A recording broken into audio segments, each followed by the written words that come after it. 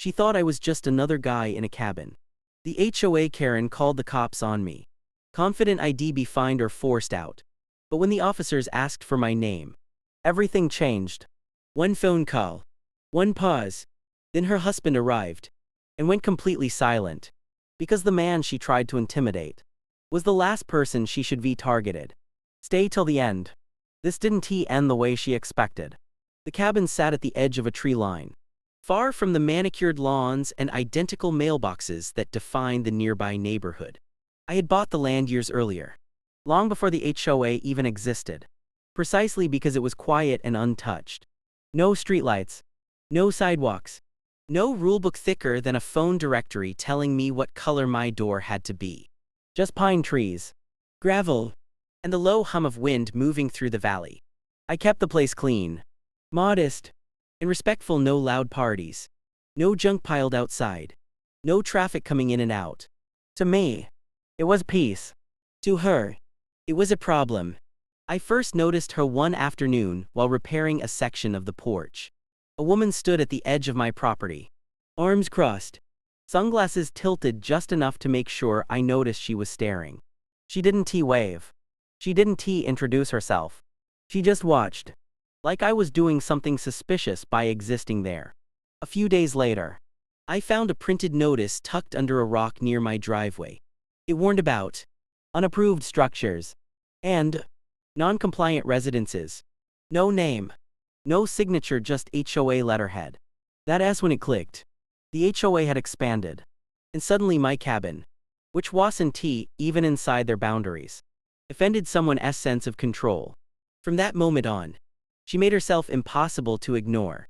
She drove by slowly, sometimes twice a day. She took photos from the road. Once, she stopped and told me without asking what materials I should be using on my roof. I calmly explained that I wasn't part of her HOA. She smiled, the kind of smile that wasn't friendly at all, and said, "We'll see about that." Her confidence was almost impressive. She spoke like the rules bent automatically in her favor, like authority followed her wherever she went. To her, the cabin wasn't a home or a piece of land with history. It was an eyesore. A reminder that not everyone answered to her clipboard and bylaws. Every improvement I made seemed to irritate her more. Solar panels, illegal. A new wood stack, unsafe. A visitor parking for an hour, suspicious. What bothered her most wasn't noise or safety. It was the fact that I didn't react the way she expected. I didn't argue. I didn't panic. I didn't rush to comply. I stayed calm, polite, and firm, and that calm clearly unsettled her. Control only works when the other person feels small, and I refused to play that role. By the time she decided to escalate, it was obvious this wasn't about rules at all. It was about power. About someone who couldn't stand that a quiet cabin at the edge of her perfect neighborhood existed outside her reach, and that I wasn't afraid of her threats. It happened early on a weekday morning, the kind of time when nothing dramatic ever seems to unfold. I was inside the cabin making coffee when I noticed two patrol cars rolling slowly up the gravel drive. Red and blue lights weren't flashing, but their presence alone felt heavy in the still air. I stepped outside, mug in hand, already sensing exactly who had made the call. The officers got out calmly, hands resting near their belts, eyes scanning the property as if they expected chaos. Instead, they found a quiet cabin, a locked gate, and a man standing barefoot on a wooden porch. One of them asked if I was the owner of the cabin. I said yes. Then came the explanation.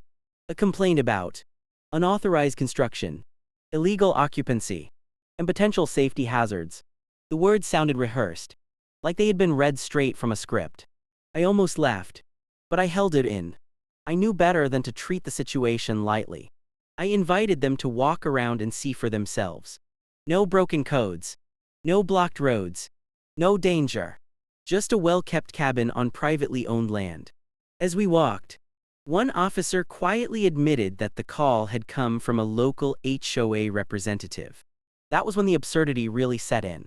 I explained again that the cabin was not within HOA boundaries and never had been. I showed them the county property maps, printed and laminated, something ID learned to keep handy after previous warnings. The officers studied the documents, exchanged looks, and nodded. It was clear they were already questioning why they were there. But the caller hadn't stopped at paperwork complaints. According to dispatch, she had emphasized that I was uncooperative and possibly hiding something. That accusation hung in the air longer than it deserved. One officer asked if anyone else was inside. I said no and offered to let them check. They declined. My calm seemed to disarm them more than any argument could have. While we stood near the driveway, I noticed her across the road, half hidden behind her SUV. Phone raised just enough to record. She looked satisfied, convinced this was the moment I'd finally be put in my place. Every few seconds, she glanced toward the officers, waiting for handcuffs, citations, anything to confirm her authority. None of that came. Instead, the officers began asking questions about the HOA's jurisdiction. Not my cabin. They asked how long the structure had been there, when the land was purchased, and whether I'd ever signed HOA documents. My answers were short and factual. Years ago, before the HOA existed. Never signed anything. The longer the conversation went on, the more the balance shifted. What started as an investigation into me quietly turned into an evaluation of the complaint itself. The officers weren't annoyed with me, they were puzzled by her. One of them stepped aside to make a call, saying he needed to verify a few details. The tone had changed completely. And that was the moment I realized this wasn't going the way she'd planned at all. The call took longer than I expected. The officer stood a short distance away, back turned, voice low but serious, pacing slightly as he spoke. I couldn't hear the words, but I could tell from his posture that this wasn't a routine check anymore. He asked for names, repeated my address twice, and at one point stopped walking altogether, staring out toward the road as if something he'd just heard required his full attention. The second officer stayed with me, casual now, asking where I got the land surveyed and who handled the original paperwork. It felt less like I was being questioned and more like they were filling in missing pieces. Across the road, her patience began to crack. She lowered her phone, then raised it again. She stepped out of her SUV, then retreated back inside. Whatever confidence she'd started with was slowly leaking away. This wasn't the quick win she'd imagined. There were no orders being barked, no citations written, no officers demanding access. Just quiet conversation and a call that refused to end. When the first officer finally returned, the shift was unmistakable. His expression had hardened not toward me, but toward the situation as a whole. He asked me to confirm my full name and repeated it aloud, carefully, as if testing how it sounded. Then he asked where I worked. I answered honestly. That was the moment everything tilted. He didn't react outwardly, but something clicked behind his eyes. He nodded once and said, "All right. That explains a lot." He turned to his partner and said they needed a few minutes. They stepped aside together this time, speaking in even lower voices. I caught fragments: jurisdiction, prior ownership, false reporting. Words you don't usually hear when someone's about to get in trouble for a violation. The air felt different now, heavier in a way that had nothing to do with me. Then the officer came back and asked a question that surprised me. He wanted to know who exactly had called in the complaint. I gestured toward the road. There was no point pretending anymore. He followed my line of sight and nodded slowly. "We figured," he said. "She was very specific." Specific was one way to put it. According to him, the caller had insisted multiple times that immediate action was required, that I was defying authority, that the situation could escalate. That last word seemed to bother him. He explained that when someone pushes that hard without evidence, it raises flags. That's why he made the call to verify more than just land records. While we talked, her SUV door opened again. This time, she stepped out fully and started walking toward us. Shoulders back, chin lifted, ready to reclaim control of the narrative. She stopped a few feet away, clearly expecting to be included. The officer didn't acknowledge her right away. He finished his sentence to me first, calmly, deliberately. as if she wasn't there at all. Then he turned to her and asked a single question, one that instantly drained the color from her face. She opened her mouth to answer, but nothing came out at first. The question wasn't loud or aggressive. It was calm, almost polite, but it landed like a hammer. The officer asked her to confirm her identity and her relationship to the complaint. She nodded quickly, recovering just enough to introduce herself as an HOA board member, emphasizing the title the way people do when they expect it to carry weight. She glanced at me while she spoke, a look that suggested this was finally her moment to take control. That was when another vehicle pulled up behind the patrol cars. Not with sirens, not in a rush, just steady and deliberate. A man stepped out, mid-40s maybe, posture straight, eyes sharp. He wasn't in uniform, but he didn't need to be. The way the officers acknowledged him immediately told me everything. This wasn't someone who wandered into situations by accident. Her face changed the instant she saw him. Not confusion, recognition. Real, unmistakable recognition. The confidence drained out of her so fast it was almost painful to watch. She took a half step back, then stopped herself, forcing a tight smile. "What are you doing here?" she asked him, voice suddenly thin. He didn't answer right away. Instead, he looked at the officers, then at me. When his eyes met mine, they narrowed slightly, not in suspicion, but in focus.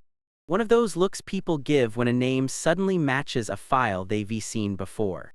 The officer who had made the phone call said my name again, clearly this time. The man repeated it under his breath, then nodded slowly. "I know who you are," he said, finally turning fully toward me. That single sentence shifted everything. Her mouth fell open. She looked from him to the officers and back again, trying to piece together a story that no longer made sense. The authority she leaned on so heavily just moments earlier evaporated. She wasn't in charge anymore. She wasn't even part of the conversation. He introduced himself then, not to her, but to the officers, and explained why he'd been contacted. He spoke in a measured, controlled way, the kind that doesn't need to threaten because it already holds weight. He clarified the nature of my work, my background, and why false reports tied to property disputes were taken seriously in certain contexts. Nothing dramatic, just facts. Facts that landed harder than any accusation. She tried to interrupt. He raised a hand, not sharply, just enough to stop her. "Not now," he said, without looking at her. That was the moment she fully unraveled. Her shoulders slumped. Her eyes darted around, searching for someone, anyone, to back her up. There was no one. The officer's posture changed too. Straighter, more formal. What had started as a casual HOA complaint had turned into something else entirely. And everyone there knew it. The man turned to her then, finally giving her his full attention. His voice was quiet, but it carried. "You shouldn't have made that call," he said. She didn't argue. She didn't defend herself. She just stood there, realizing far too late that the power she thought she had was never real and that she had aimed it at the worst possible person. After that, everything unraveled quickly, but not loudly.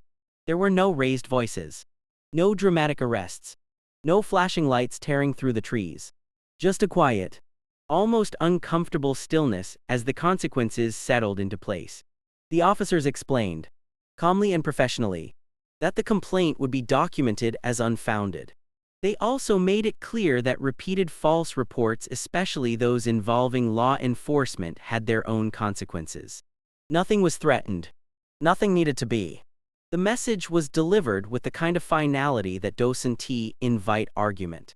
She stood off to the side, no longer speaking, no longer filming. The phone that had been her shield just minutes earlier hung uselessly in her hand. Her husband didn't look at her again. He spoke briefly with the officers, thanked them for their professionalism, and then turned to leave. He paused only once, long enough to say something to her in a low voice I couldn't hear. Whatever it was, it left her staring at the ground. The officers wrapped up their notes and handed me a case number, advising me to keep it on record in case of future misunderstandings. One of them smiled slightly and said, "I don't think you'll be hearing from the HOA again." It wasn't sarcasm. It was certainty. They shook my hand, climbed back into their cars, and drove off, leaving the gravel road as quiet as it had been before all of this started. She lingered for a moment after everyone else was gone. No apology came. No explanation. Just a long look at the cabin she'd tried so hard to control. Then she turned, got into her SUV, and drove away without another word. Weeks passed. Then months. No notices. No drive-bys. No slow cars. No photos. No whispered threats dressed up as rules. The HOA newsletters stopped mentioning my property altogether, as if it had been erased from their collective memory. Neighbors who had once avoided eye contact suddenly nodded politely again. Whatever story she'd told before had quietly died. Life at the cabin returned to what it was meant to be: quiet mornings, long evenings, the sound of wind instead of authority knocking at the door. The solar panels stayed. The wood stack grew taller. Friends visited without being questioned. Nothing changed because nothing had ever been wrong. The most telling part wasn't what happened next, it was what didn't. No retaliation. No second attempt. No mistaken calls. People who rely on intimidation don't try again once they realize it doesn't work. Every now and then, I'd see her husband around town. Always professional. Always distant. She was never with him. And every time I pulled into the cabin drive and shut the gate behind me, I was reminded of a simple truth she'd learned the hard way. Authority borrowed from fear disappears the moment it's challenged by reality. The HOA never bothered my cabin again. If stories like this shock you, frustrate you, and make you wonder how people get this bold, hit subscribe, because the next one is even crazier, and you don't want to miss it.